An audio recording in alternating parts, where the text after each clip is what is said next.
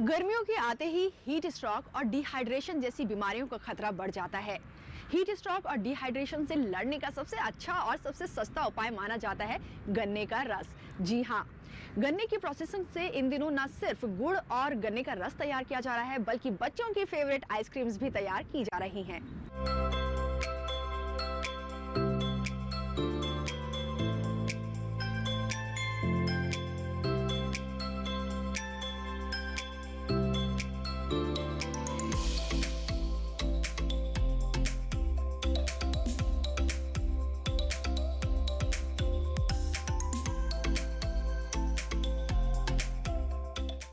नमस्कार, आप सभी का स्वागत है हमारे प्रोग्राम कृषि स्टार्टअप में।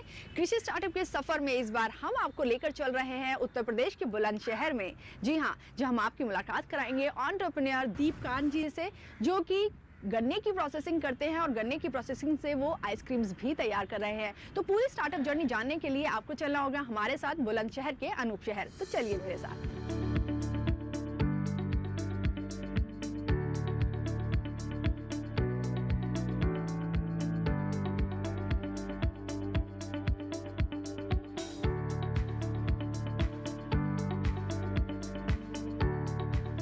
स्वागत है आप दोनों का हमारे प्रोग्राम कृषि स्टार्टअप में। आपके लिए मैं धन्यवाद ज्ञापित करता हूं कि आप इतनी तपती हुई जो दोपहरी की एक धूप है, टेम्परेचर कितना आगे बढ़ रहा है, और ऐसे में आज आप हमारे बीच में, तो मैं तो आपको ये भी कहूँगा कि किसान हम नहीं हैं, आप निश्चित तौर पर किसान का कहीं ना कहीं अंश भी रखती हैं। बिल्कुल सर, बहुत बहुत धन्यवाद। और क्योंकि हम डीडी किसान चैनल से हैं, हम भी चाहते हैं जो खेतों में किसान मेहनत कर रहे हैं, हम उनको लोगों तक पहुँचाएं, उनके काम को लोगों तक लेकर आए। तो सबसे पहले मैं चाहूँगी कि दीपकांत जी आप अपना इंट्रोडक्शन हमारे व्यूअर्स को दे रहे हैं। मेरा नाम दीपकांत शर्मा है। मैं गांव शाहजहाँपुर से जिला बुलंदशहर का निवासी हूं और मैकेनिकल ब्रांच से बीटेक किया है। और मैंने कई सारी जॉब छोड़ने के बाद में अपना ये स्टार्टअप स्टार्ट किया, जिसमें हम गन्ने के रस से गन्ने की आइसक्रीम, गन्ने का गुड़, गन्ने की चटनी, ये सारे प्रोडक्ट गन्ने के हम बनाते हैं। जिसमें 12 तरह के फ्लेवर का गुड़ है हमारे पास में, और गन्ने की आइसक्रीम के कई फ्लेवर हैं, है ना, और गन्ने की चटनी है जिसमें 18 तरह के मसाले हम यूज़ करके उसको बनाते हैं। तो यहाँ पर आपके फादर भी हैं। हाँ जी। तो मैं उनसे भी जानना चाहूँगी कि आप हमारे दर्शकों को अपना इंट्रोडक्शन बिल्कुल दे दें।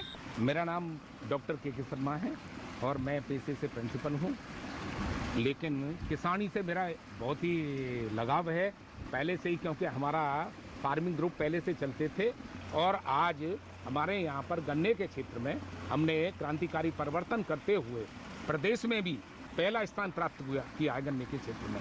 तो आपने इंट्रोडक्शन में बताया आप एक मैकेनिकल इंजीनियर हैं, बहुत सारी जॉब करके, और तब आपने ये स्टार्टअप शुरू किया है। तो एक मैकेनिकल इंजीनियर के दिमाग में क्यों आया कि अब उसको स्टार्टअप से जुड़ना चाहिए? मैं जॉब करता था तो ऐसा लगता था कि जॉब नहीं करनी चाहिए। मुझे लगता था कि मैं और मतलब रोज़गार दे सकता हूँ लोगों के लिए। तो इसी चक्कर में मैंने देखा कि जॉब छोड़कर मैंने स्टार्ट कर दिया अपना यही सब काम।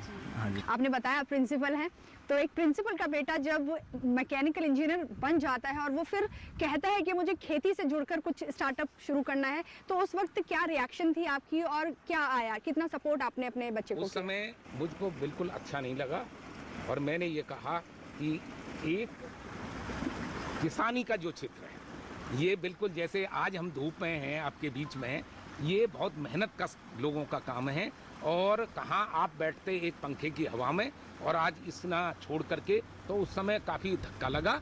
लेकिन जिस समय इस बच्चे ने आयाम स्थापित किए और 50 लोगों को जो रोजी रोटी दी और अपना आय को निश्चित तौर पर दोगुना नहीं तिगुना तक पहुंचाने का इस खेती के माध्यम से, तो मुझको सेटिस्फेक्शन मिला। जी, तो आज आप खुश हैं? मैं खुश हूं। जी। बाकी बातें दीपकांत से करो।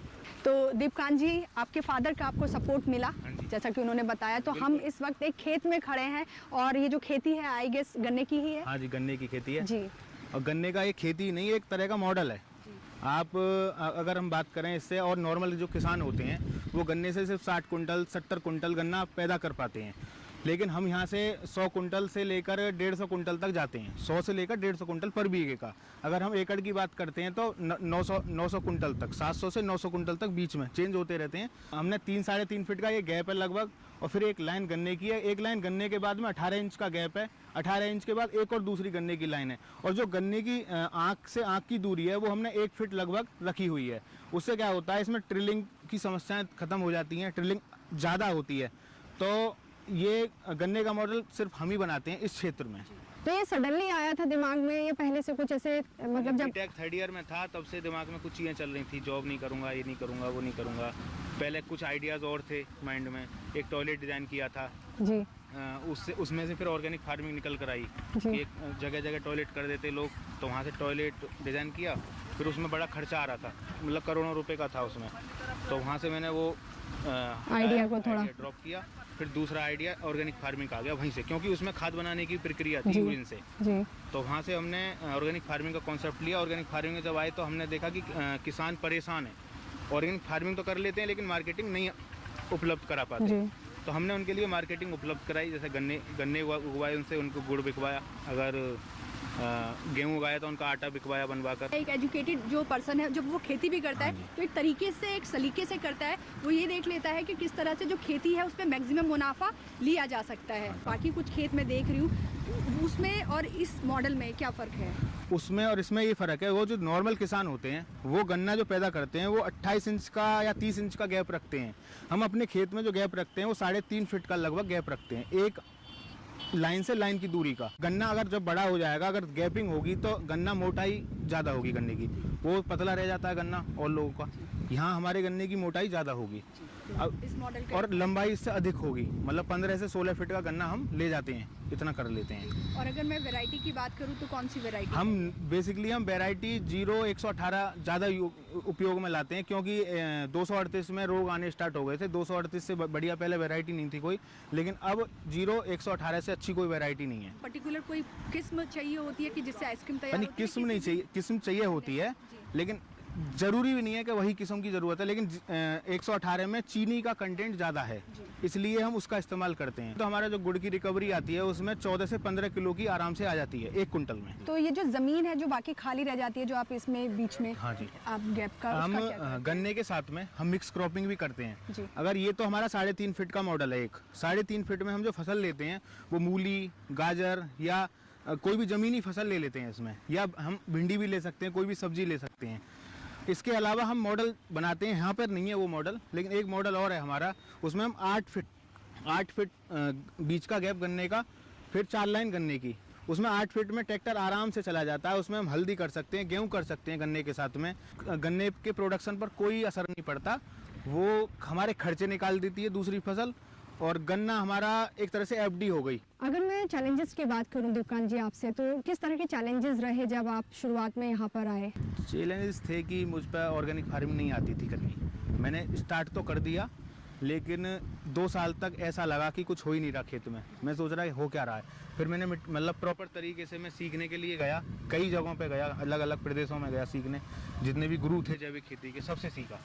फिर मैं इस मुद्दे पे पहुंचा कि ये मिट्टी ही बेकार है। हम पहले से ही मिट्टी सारी बेकार कर चुके हैं, तो मिट्टी की जांचें कराई, फिर मिट्टी में कैसे कैसे हम पोषक तत्वों की पूर्ति कर सकते हैं, वो पोषक तत्वों की पूर्ति करी, फिर अच्छे से करने लगे। जी। तो जैसा आपने बताया कि आप दोबारा एक बार हार के 2 साल आपको लग गए और आपने वापस जाके जो जॉब है वो ज्वाइन कर ली, तो उस वक्त पेरेंट्स की क्या रिएक्शन रही? क्या फिर से उनको लगा होगा कि यार ये तो दिमाग से स्टेबल ही नहीं हो पा रहा है, इसका साथ दें या ना दें? वो साथ देते रहे फिर, क्योंकि पैसा वहीं से मिलता था। जी। तो पैसा की ज़रूरत थी इसमें, मैन्युफैक्चरिंग मशीनें थी, वो लानी, ये करना, वो करना, सारी चीज़ें उसमें आ जाती है। पैसे की तो ज़रूरत है, घर वाले पूर्ति करेंगे। जी जी। तो बिल्कुल, जो एक आम किसान है वो ज़्यादातर तो या तो डायरेक्ट अपना गन्ना जो है वो मिल्स पे देता है, या ज़्यादा से ज़्यादा वो क्या करता है, गुड़ बना के बेचता है। बनाकर बेचता है।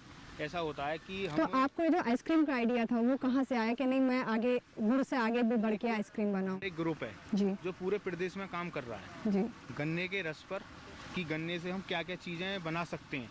बिस्कुट पर भी काम चल रहा है, गन्ने के बिस्कुट पर। गन्ने के अगर जो बगास होती है उससे हम क्या क्या चीज़ें और बना सकते हैं, मतलब कोई बर्तन बना लें या कुछ और बना लें, वो हम चीज़ें कर सकते हैं। तो वहीं से सारे आइडियाज़ में लेता चला गया। तो बिल्कुल बहुत सारी बातें हमने कर ली है। खेती गन्ने की किस तरह से हो रही है, एक मॉडल पे तैयार है, और जो रूट कॉज था कि आइसक्रीम तक कैसे पहुँचे वो हमने जान लिया है। जो प्रकृति थी उससे प्रेम था और चाहते थे कि एग्रीकल्चर में कुछ करूं और चाहते थे कि मैं लोगों को जॉब दूं। तब होते होते ये जर्नी आइसक्रीम तक पहुंची है। तो हम आपको आइसक्रीम किस तरह से यहाँ पर तैयार की जा रही है यहाँ से सीधे ले चलेंगे प्रोसेसिंग यूनिट में, लेकिन उससे पहले लेंगे एक छोटा सा ब्रेक। आप कहीं जाइएगा नहीं, बने रहिए हमारे साथ डीडी किसान पर। जल्दी करो यार, प्लीज जल्दी। दूसरा कोई मैच है क्या? ऐसा ही कुछ है यार, बैंक जाना है दादाजी को लेके। हाँ यार, उम्र होने पर कभी कभी मदद तो लगती है, पर बैंकिंग में नहीं। वैसे भी आरबीआई कहता है सीनियर सिटीजन सबसे पहले। अगर आप 70 साल से ऊपर हैं और आप बैंक नहीं जा सकते तो बैंक आएगा आपके पास जरूरी सेवाएं लेकर, वो भी वाजिब दरों पर। सीनियर सबसे पहले। आरबीआई कहता है जानकार बनिए, सतर्क रहिए।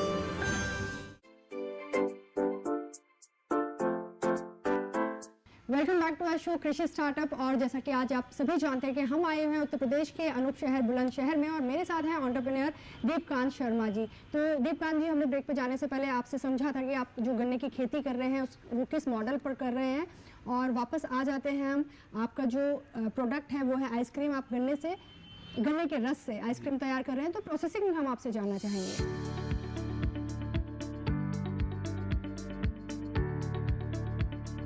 हम गन्ने खेत से काटते हैं जी। गन्ने खेत से काटने के बाद अपना कोलू लगाया हुआ है, कोलू पर लाते हैं। कोलू से रस निकलता है, रस निकाल कर उसे छानते हैं। छानने के बाद उसमें फ्लेवर ऐड करते हैं। फ्लेवर ऐड करने के बाद में ब्रांड टैंक में ले जाते हैं, फर्म में डालकर। फर्म में मतलब मोल्ड की शेप और साइज़ गोल भी है और चौकोर भी है। अलग अलग तरह के मोल्ड ले रखे हैं और वहाँ से आइसक्रीम बन जाती है गन्ने की। फिर उसमें ऐड करते हैं फ्लेवर। ऑरेंज फ्लेवर हो गया, मैंगो फ्लेवर हो गया, कच्चा आम फ्लेवर हो गया, स्ट्रॉबेरी फ्लेवर हो गया, और भी ऐड कर सकते हैं, लेकिन हम अभी इतना ही कर रहे हैं। काफ़ी सारे फ्लेवर, अभी बहुत सारे फ्लेवर ऐड कर सकते हैं, लेकिन अभी हम इतना ही कर रहे हैं जी। और मार्केट में सबसे ज़्यादा फ्लेवर कौन सी आइसक्रीम का आपको पसंद किया जा रहा है? सबसे ज़्यादा मैंगो और ऑरेंज सबसे ज़्यादा डिमांड में रहती है। सबसे ज़्यादा मैंगो और ऑरेंज गन्ने के साथ में। तो अगर मैं एक दिन की प्रोडक्शन की बात करूं तो कितना प्रोडक्शन आप?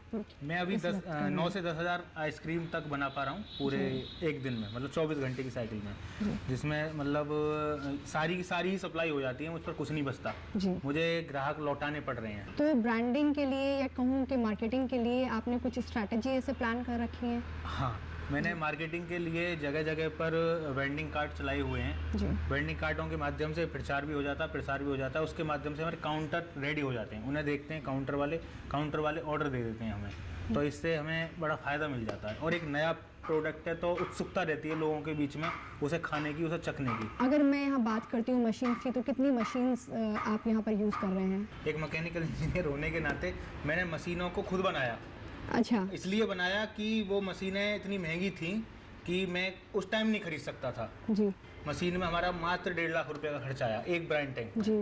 फिर दूसरी मशीन हमने क्रीम वाली बनाई, उसमें मात्र 60-70 हज़ार रुपये का खर्चा आया। उसको बनाने में हमने 2 आउटडोर लिए, एसी के आउटडोर 2-2 टन के।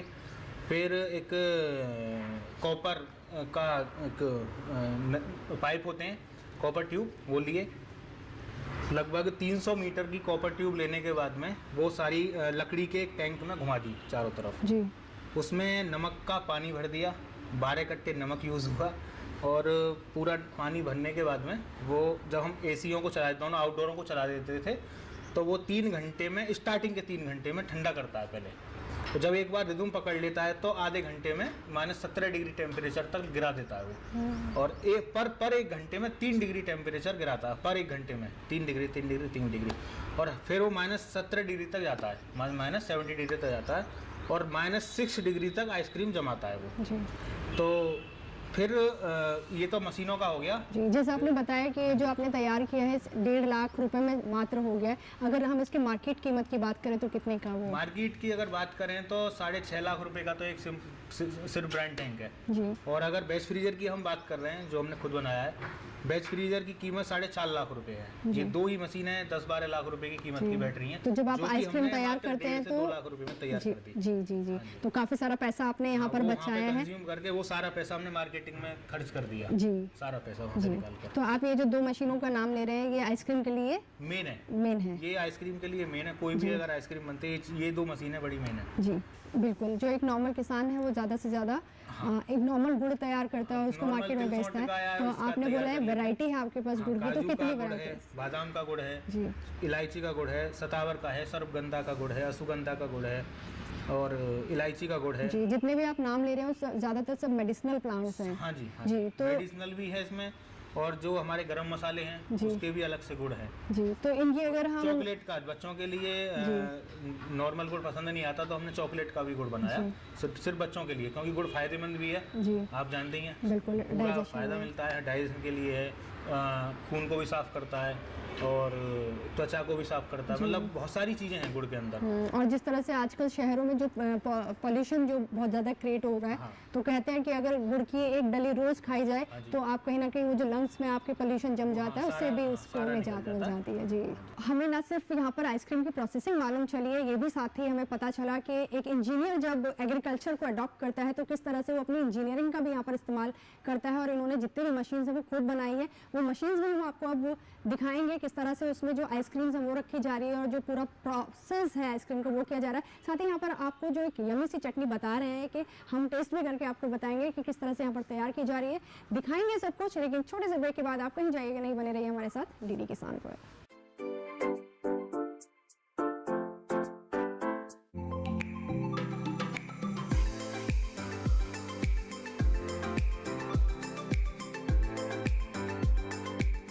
हम पहुंच गए हैं असम में, और असम के गोलाघाट डिस्ट्रिक्ट में, और यहाँ गर्म पानी के नाम से ये जगह मशहूर है। कुदरत का एक ऐसा करिश्मा जिसे समझना नामुमकिन है।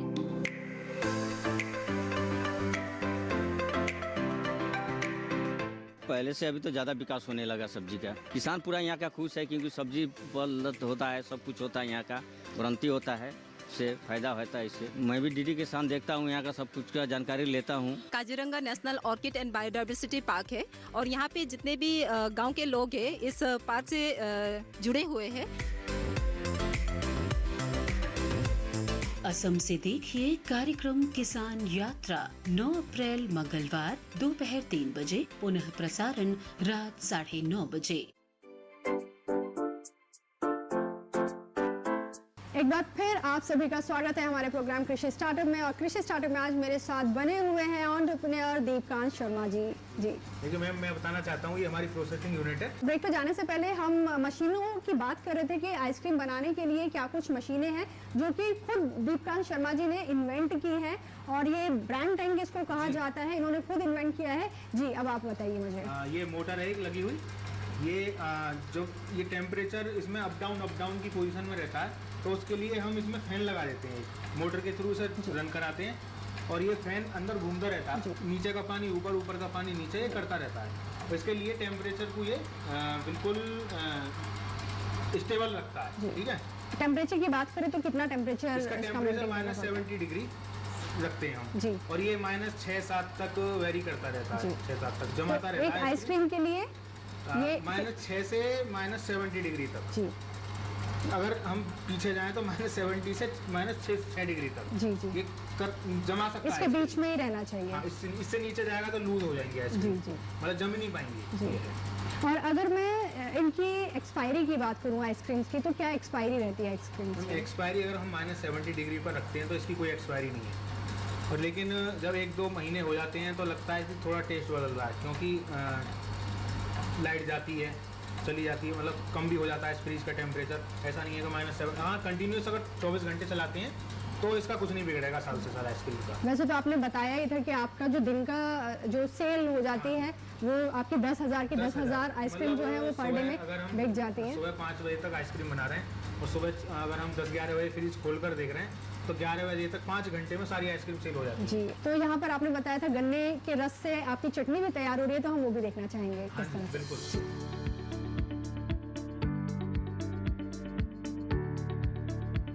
मैम बता रहा था मैं चटनी के बारे में। तो ये चटनी हम 6 लीटर के हिसाब से मैं आपको बताता हूँ। 6 लीटर हम गन्ने का जूस लेते हैं।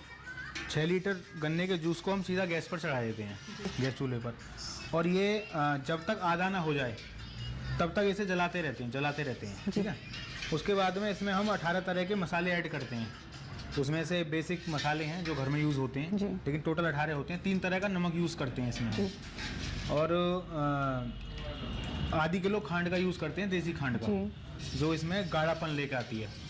फिर इसे इसमें जो मेडिसिनल वैल्यू हैं वो हमारे कोई बुजुर्ग है वो ले सकता है इसे को मेडिसिन के तौर पर। पाचन क्रिया के लिए सर्वश्रेष्ठ है। मतलब मैं नहीं मानता इसके आगे कोई भी बाजार के अंदर कोई भी दवाई उपलब्ध है। आप खाएंगे तो आपको खुद पता चलेगा कि कैसी है ये। और आपने बताया दीपकांत जी इसमें खांड यूज होती है, तो खांड क्या होता है? खांड होती है एक तरह से इसे चीनी बोल सकते हैं, लेकिन चीनी नहीं होती। चीन में प्रिजर्वेटिव का इस्तेमाल करते हैं, लेकिन खाने में प्रिजर्वेटिव का इस्तेमाल नहीं करते। ये देसी तरीके से बनाई जाती है। आपने बताया इसमें 18 तरह के मसाले यूज हो रहे हैं, और साथ ही आपने ये भी बताया कि जो भी थोड़े से बीमार टाइप के लोग हैं, डाइजेशन का इशू है, वो लोग चटनी को खा सकते हैं। तो नॉर्मल जो लोग हैं, जैसे लोग प्रेफर करते हैं खाने के साथ, क्या उस तरह से भी खाया जाता है? मतलब सॉस ना लेकर, टमाटो सॉस हो गया या फिर कोई भी और सॉस हो गया, उसे ना लेकर इसका इस्तेमाल करेंगे तो ज़्यादा बेटर है जी। थोड़ा ले लें, लेकिन इसे दवाई का भी काम करेगा, बॉडी के लिए बड़ा अच्छा रहता है ये।